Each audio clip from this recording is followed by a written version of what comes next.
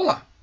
Nesta aula, iremos discutir os aspectos relacionados aos tipos de fibras musculares, suas relações com desempenho físico em diferentes modalidades esportivas, suas relações com saúde, em especial com o processo de envelhecimento, e seus mecanismos de determinação gênica. Vamos a ela! A primeira coisa para discutirmos tipos de fibras musculares e sua relação com o exercício é discutirmos as técnicas para sua obtenção.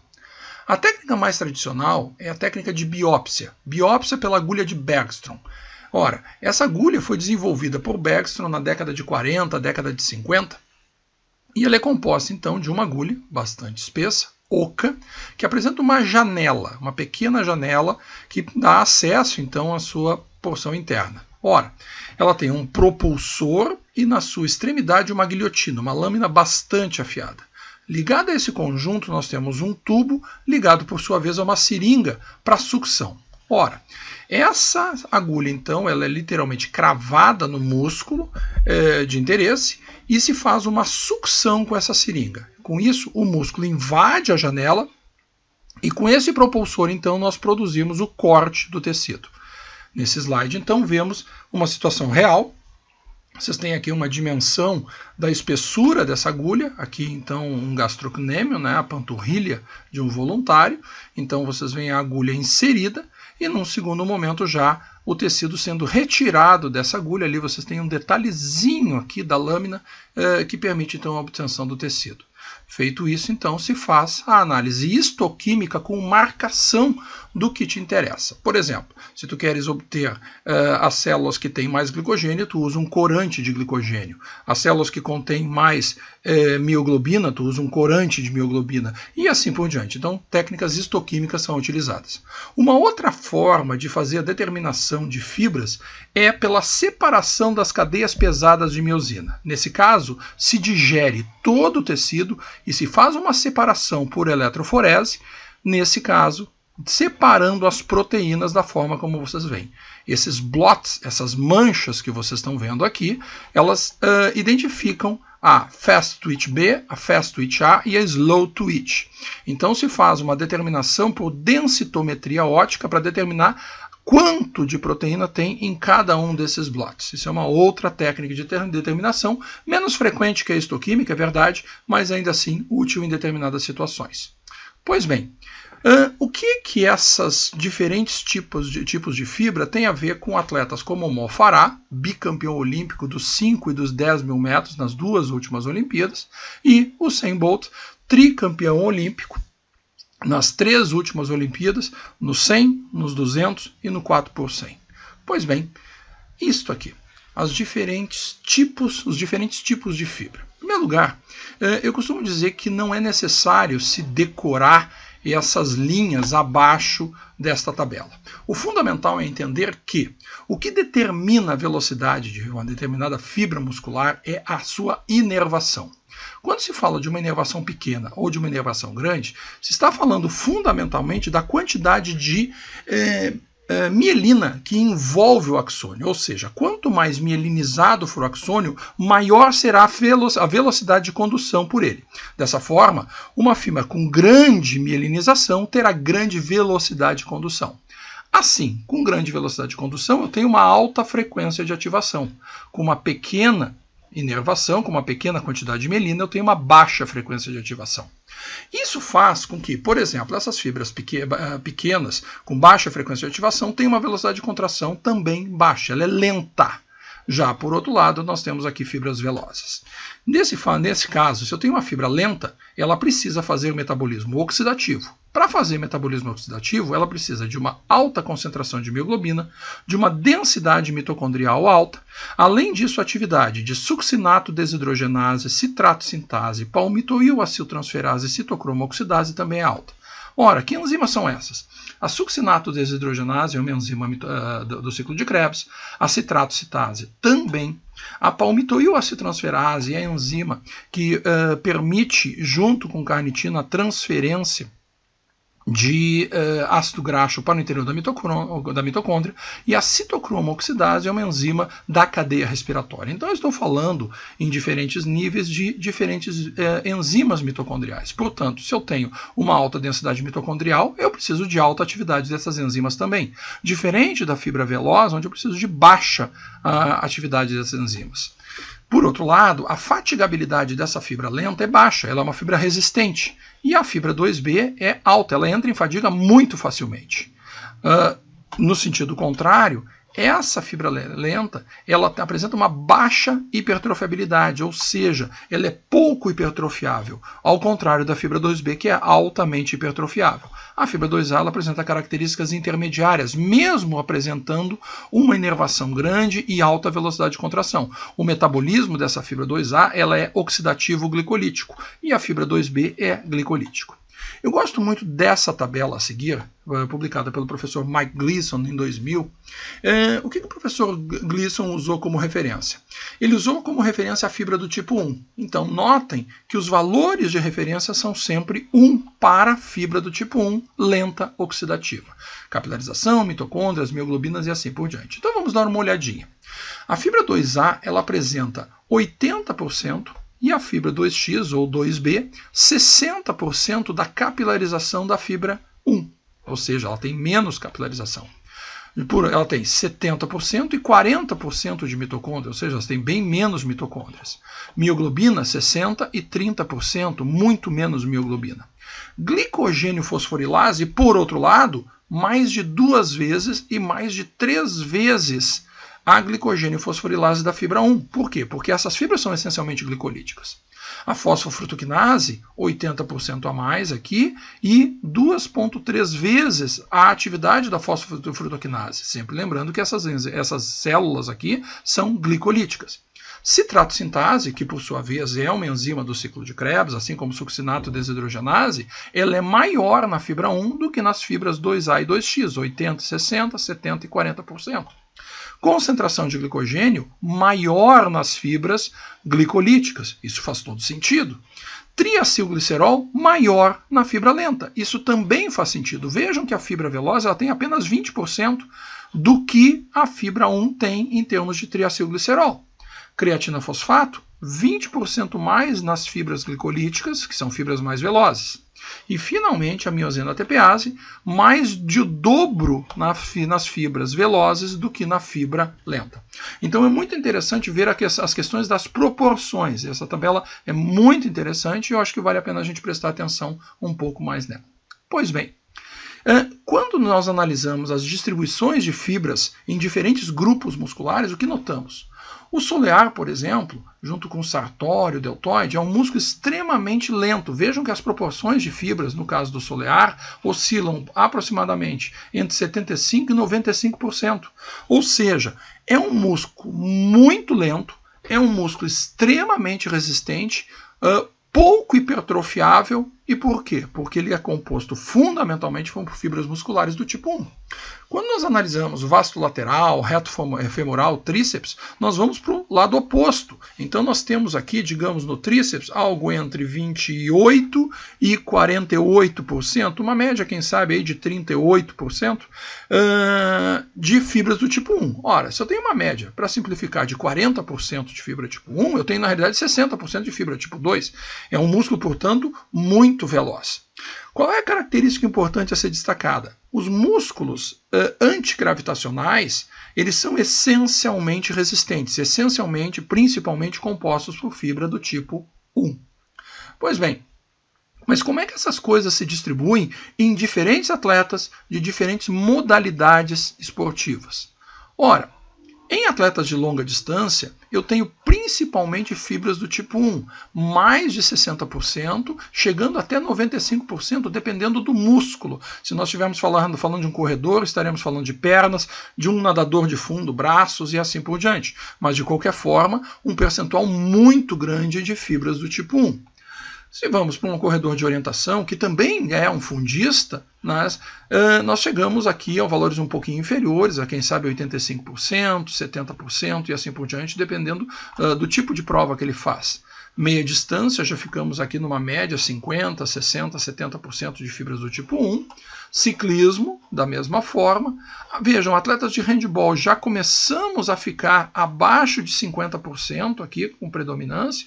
Halterofilista, principalmente, aqui atletas chegam a ter 25% de fibras do tipo 1. Ora, se ele tem 30% de fibras do tipo 1, ele tem 70% de fibras do tipo 2, ou seja, ele é um velocista. E o velocista por excelência, então os corredores de 100 metros, 110 com barreira e tantos outros, com valores que não ultrapassam 40%, ou seja, assumindo uma média aqui de 25%, ele tem cerca de 75% de fibra veloz, e é isso que faz com que ele tenha uma alta capacidade de desencadeamento de velocidade, e inclusive uma alta capacidade de hipertrofia também, portanto de força muscular e potência. Bom, quando analisamos estudantes, nós vemos uma variabilidade imensa, que vai desde 10% até 92%, 93%. Por que essa variabilidade tão grande? Ora, fundamentalmente porque não houve o processo de seleção para esses esportes. Mas bem, como é que essas fibras elas são determinadas? Um dos grandes autores nessa área se chama Claude Bouchard, é um pesquisador da Universidade de Laval, no Quebec, no Canadá, e ele desenvolveu uma série de estudos, e um dos estudos mais interessantes que ele desenvolveu foi com gêmeos humanos. Ora, o que ele fez? Ele simplesmente testou o percentual de fibras do tipo 1 de um dos irmãos contra o percentual de fibras 1 do seu irmão, do outro gêmeo, e comparou. Isso separando em heterozigóticos e homozigóticos. Quando ele fez essa análise em gêmeos heterozigóticos, ele encontrou essa distribuição. Vejam que há uma grande dispersão. Nós temos uma grande dispersão de pontos, uma certa tendência, por que não dizer, de que quanto mais fibras 1 o gêmeo B tem, mais fibras 1 o gêmeo A também tem, então existe uma certa tendência nesse sentido, mas indiscutivelmente uma grande dispersão. Quando ele fez o mesmo estudo com gêmeos homozigóticos, ele encontrou esse resultado. Notem que a tendência é a mesma, porém com uma dispersão muito menor. E, na realidade, o que se nota é que esses indivíduos eles estão muito próximos da linha de identidade, ou seja, da linha onde existe a igualdade entre os valores. Por que haveria essas pequenas diferenças que surgem aqui entre os gêmeos? Certamente questões técnicas da própria medida, né? Mas também alguns efeitos de ambiente, alguns efeitos de treinamento podem estar aparecendo aqui. Mas o fundamental é entender que existe uma extrema semelhança entre gêmeos homozigóticos, o que indica fortemente no sentido de que, sim, a determinação de fibras musculares é genética. Ou seja, se tu nasces com alto potencial, com alto percentual de fibras 1, tu tens um alto potencial para te tornares um atleta de prova de fundo. Se tu nasces com um alto percentual de fibras do tipo 2, tu nasceste então com alta chance de te tornares um velocista, um atleta de prova de potência. Bom, mas e se eu nasci com algo como 50% de fibra 1 e de fibra 2? Ora, tu és caracteristicamente um meio fundista, um atleta que não será um grande fundista, não será um grande velocista, mas pode se encaixar em alguma prova intermediária entre os dois extremos, digamos assim, das provas. Pois bem, como é que essa coisa é determinada? Bom, eu estou mostrando aqui um slide do processo de evolução e do processo de seleção natural descrito por Darwin. Isso é verdade, mas vamos fazer uma analogia disso com o que acontece no esporte. Ora, quantas crianças não desejariam fazer esqui em alto nível, judô em alto nível, tênis, ginástica, rugby, natação, futebol e tantas outras? Ora, o que nós temos, na realidade, são milhares de crianças nas diferentes estratégias de iniciação desportiva sendo submetidas ao esporte, o que é extremamente saudável, indiscutível isso, mas também à competição. E ao longo do processo de competição, naturalmente, aqueles mais aptos do ponto de vista de tipo de fibra e outros aspectos que iremos discutir a seguir, vão sendo selecionados, vão se tornando mais vitoriosos e tendem então a se manter na prática esportiva até, eventualmente, atingir o alto nível. Pois bem, mas é só o tipo de fibra que interessa? Não, nós temos as questões culturais. É fácil lembrar que no Quênia, por exemplo, nós temos atletas de provas de fundo de altíssimo nível. E por quê? Porque existe uma cultura esportiva dessas provas.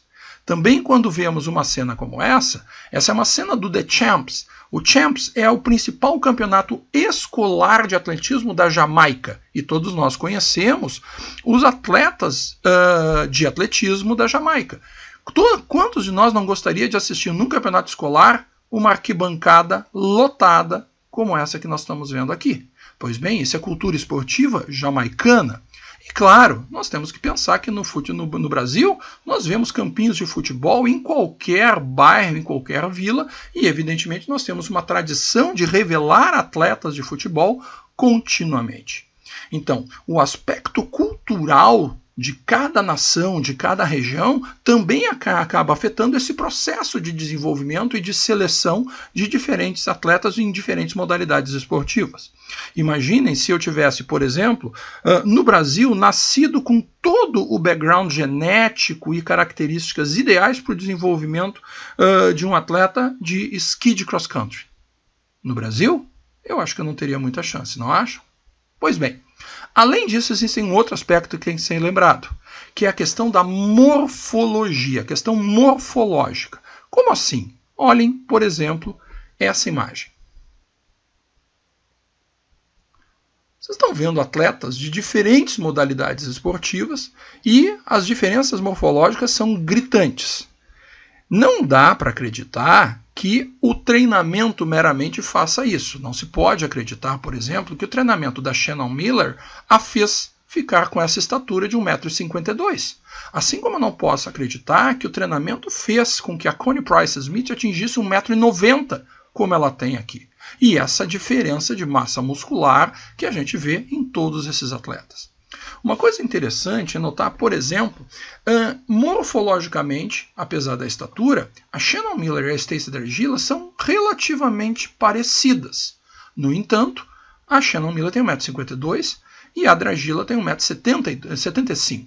Ora, qual é a diferença disso? Na realidade, é muito comum nós encontrarmos atletas de salto com vara que são oriundas da ginástica. Mas e por que essas atletas com 1,70 m, 1,75 m não se mantêm na ginástica? Simples, porque em ginástica a seleção natural do esporte exige atletas pequenas. Vocês podem imaginar qual seria o torque necessário para que uma atleta com 1,75 m desse um duplo twist esticado, um duplo twist carpado e assim por diante? Não seria possível mecanicamente. Então, naturalmente, o processo de seleção leva à opção, digamos assim, por atletas de estatura menor. Mas morfologicamente, tirando a estatura, vocês podem ver que elas são bastante parecidas. Certamente ambas são velocistas, certamente ambas apresentam alto percentual de fibra 2, porém com estaturas bastante diferentes. Na mesma forma, a Connie Price Smith também é uma velocista. Agora, essa atleta aqui, a Stacy Ann Stitz, é uma fundista. E vejam a diferença em termos de massa muscular e assim por diante. Ora, isso ocorre pelo treinamento? Uma parcela sim, mas a grande parcela é genética e o processo de seleção que cada modalidade esportiva provoca. Vejam aqui a Delisha Milton do basquete. Então, uma atleta próxima de 1,90 m de estatura e bastante mais magra que outras atletas. Por exemplo, essa aqui tem 1,90 m, essa aqui também tem 1,90 m, e, no entanto, essa aqui é uma lançadora de peso e essa aqui é uma atleta de basquete.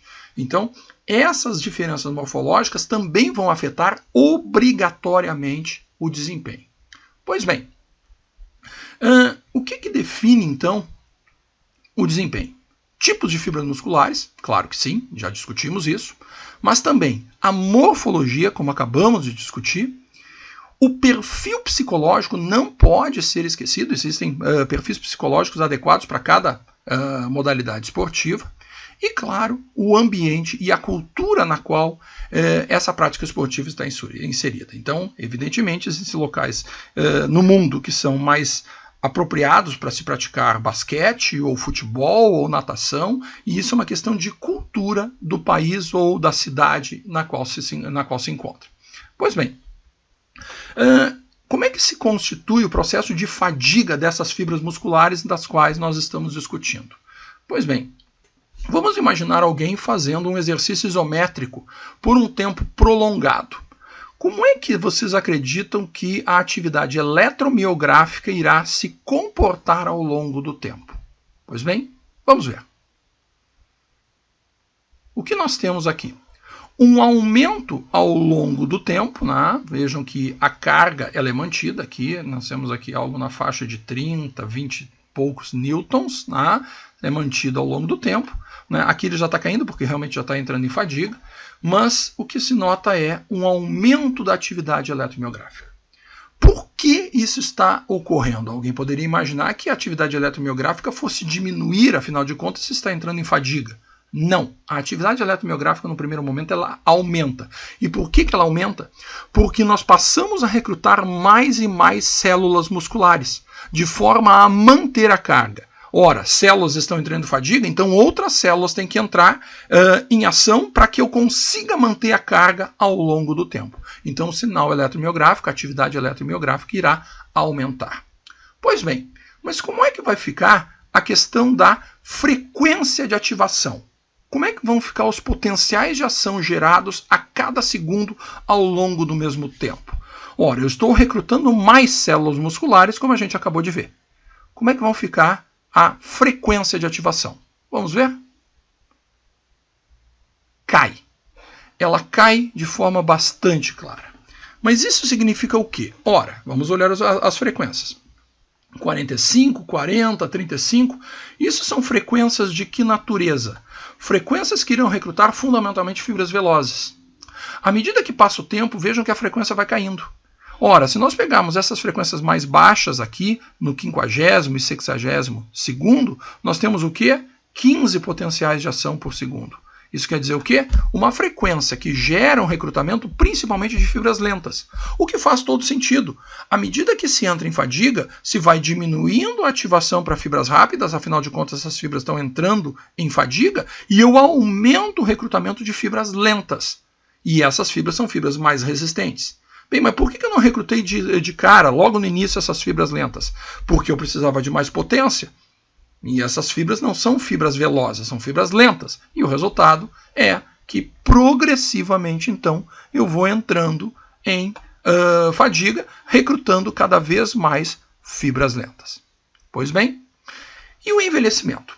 Como é que o envelhecimento afeta essas questões de tipos de fibras das quais a gente está discutindo? Esse trabalho, publicado em 2004, é um trabalho interessante que discute justamente os efeitos do envelhecimento sobre tipos de fibras musculares e o tamanho dessas fibras. O principal resultado desse trabalho é que o envelhecimento ele provoca diminuição de fibras do tipo 2. Ora, essa diminuição de fibras do tipo 2, ela muda a proporção entre fibras do tipo 2 e tipo 1. Eventualmente pode-se achar que o envelhecimento aumenta as fibras tipo 1. Não, na realidade, o número de fibras tipo 1 praticamente continua o mesmo, mas como está diminuindo as fibras 2, existe uma diferença, uma mudança na proporção entre elas. Essa perda de fibras tipo 2 com envelhecimento, em especial a partir de mais ou menos 70 anos de idade, gera uma diminuição de potência. E um aspecto importante, até mesmo em termos de saúde pública, é entender que essa diminuição de potência ela provoca um aumento da incidência de quedas em idosos. Como nós sabemos, os idosos tendem a apresentar mais osteopenia, mais osteoporose, e essas quedas são um problema porque podem levar a fraturas que levam a casos muito complicados de saúde. Então, se deve buscar alternativas para se combater isso. Fundamentalmente, qual é o mecanismo, qual é a estratégia para combater esse processo de perda de fibra do tipo 2? Simples, treinamento e treinamento de força. Ou seja, o treinamento de força, novamente, nós já discutimos isso em aulas anteriores, ele se mostra extremamente importante, em especial na terceira idade. Pois bem, quais são as mensagens finais dessa aula? Em primeiro lugar, a velocidade de cada fibra muscular é definida pela inervação. E essa inervação, que define, então, a composição de cada músculo, é definida geneticamente. A composição de fibras musculares, ela não é, apesar de tudo isso que nós temos discutido, o único determinante de desempenho físico. Nós temos que levar em consideração também as questões morfológicas, as questões de cultura esportiva no meio em que se vive, e as questões, então, até mesmo de perfil psicológico no processo de treinamento. Finalmente, o envelhecimento ele provoca a perda de fibras do tipo 2, o que muda a proporção muscular, levando a uma diminuição de potência muscular e uma incidência maior de quedas. Pois bem, o que tínhamos para hoje era isso. Continue acompanhando o nosso canal. Até mais!